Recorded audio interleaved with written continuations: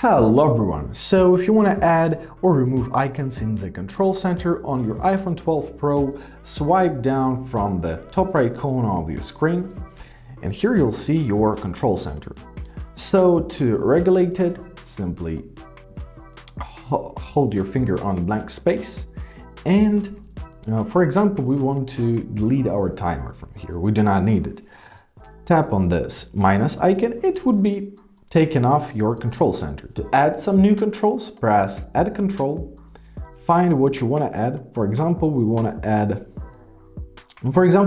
some calculator. Press calculator and now press on the empty space on your screen. And as you see, your control center was updated and now you have calculator in it.